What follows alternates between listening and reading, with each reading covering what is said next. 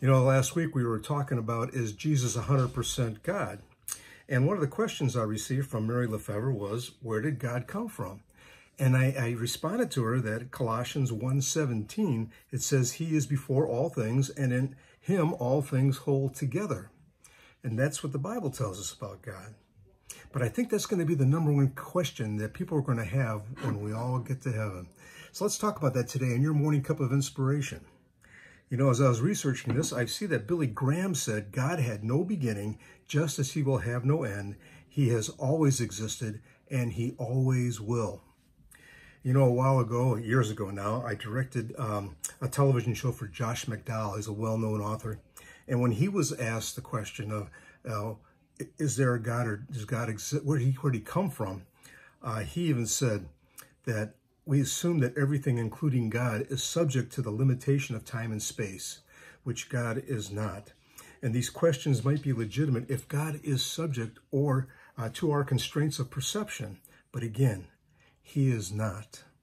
See, he also told us that the Bible teaches us that God is not bound by time or space, that he simply has not chosen to reveal to us in his word his existence and where he came from before he created the universe. But there is an answer, and we're going to find out someday in heaven. Billy Graham also told us that, I know that it's hard to understand because everything we see around us has a beginning, even the universe, the stars, the galaxies, even the atoms, and you see everything made up in the world all have a beginning. But God had no beginning. And the Bible says the Lord is everlasting God, the creator of the ends of the earth. And that's Isaiah 40:28. See, with God, he never grows old. We're born, we live, we die. You get a plant or a tree, it's planted, it grows, and then it dies.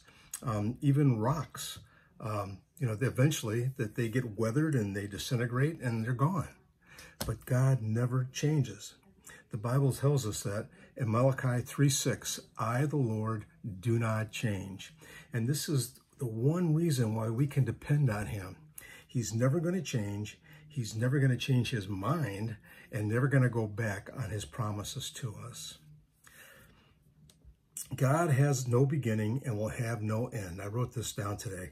The fact that God is eternal is stressed in the Bible. You know, ultimately, we have to admit one thing or another. Either we believe that God created all this, or we believe it came out of anywhere, somewhere, but there was a beginning to the universe and where it all came from.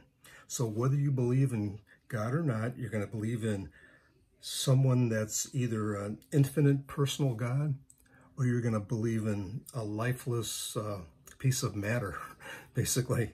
So it's one or the other. I choose to believe that God exists. He created the universe. And someday we're going to ask that question when we all get to heaven. Where did you come from? And he's going to tell us. God bless you all. I look forward to see you again for another morning cup of inspiration. Have a wonderful day.